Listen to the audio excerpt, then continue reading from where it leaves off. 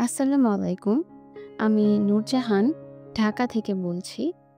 Bangladeshi blogger Nurjahan journey থেকে আপনাদের সবাইকে স্বাগত জানাই। কাছে এবং দূরে, দেশ এবং দেশের বাহিরে যে যেখান থেকে আমার ভিডিও দেখছেন, আশা করি আল্লাহর রহমতে সবাই ভালো আছেন। আমরাও আলহামদুলিল্লাহ সবাই ভালো আছি। সকাল থেকে ব্লগটা শুরু করছি। তো সকালে আমার অনেক চাপ থাকে কাজের। যার কারণে আমার সকালের নাস্তা ইভেন দুপুরের খাবার দুটোই কমপ্লিট করে রাখতে হয়। বাড়ি থেকে আসার কারণে অনেক কিছুই শেষ হয়ে গেছিল। যার কারণে ভিমবার উঠাইলাম, মাজনি বের করলাম।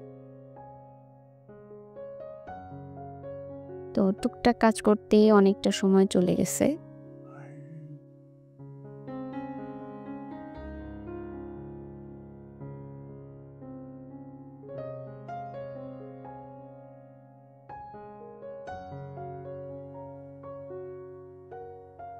যখনই মাছ রান্না করি তখনই মাছটাকে ভালোভাবে পরিষ্কার করি, কারণ পরিষ্কার না করলে মাছের একটা গন্ধ আসে। তো লবণ দিয়ে ভালো করে মেখে ধুয়ে তারপরে হচ্ছে হালকা গরম পানির সাথে ঠান্ডা পানি মিক্স করে একটু ওয়ার্ম টাইপ করে তারপরে হচ্ছে মাছ আমি কয়েকবার করে ধুই। তাতে দেখা যায় মাছের টেস্টটাও খুব ভালো আসে এবং আপনি তরকারি ভাজি যেটাই করেন না কেন অনেক মজা হয়।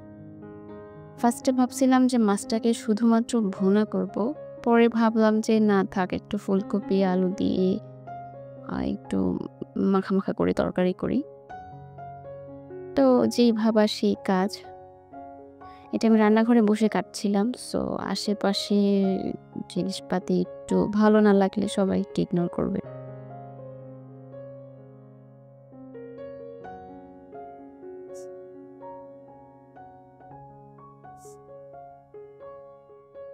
আমি নরমালি হচ্ছে ও স্বপ্ন থেকে হোক, মানে সুপার শপগুলা থেকে আমি হলুদ, মরিচ টুকটাক কিনে খাই। মরিচটা সাধারণত আমার আম্মু পাঠায় দেয়।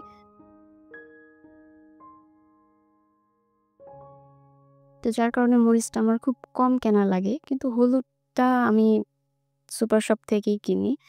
সেটা রাঁধুনি হতে পারে, স্বপ্নের হইতে পারে। সো ডিপেন্ড করে। সো যেহেতু আমার সময় অনেক টাইম কম ছিল, সকালবেলা নরমালি টাইম কম থাকে। তো আমি যত তাড়াতাড়ি চেষ্টা করি যে রান্নাবান্নাটা গুছিয়ে সকালের খাবারটা রেডি করতে। আমার একটা ছোট বাবু আছে, ছেলে বাবু। তো ওর জন্য আমি আলাদা করে কিছু খাবার রান্না করি। একেক দিন একেকটা রকমের খাবার দেই। তো সব খাবার আসলে একঘেয়েমি দিলে বাচ্চাদের মুখের টেস্টটা নষ্ট হয়ে যায়। তো যার কারণে চেষ্টা করি যে আলাদা করে দিতে।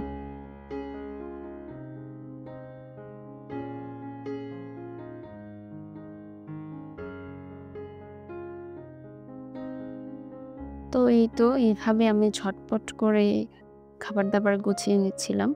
তো আমার আগের দিনে কিছু অল্প একটু খিচুড়ি বেঁচে গিয়েছিল।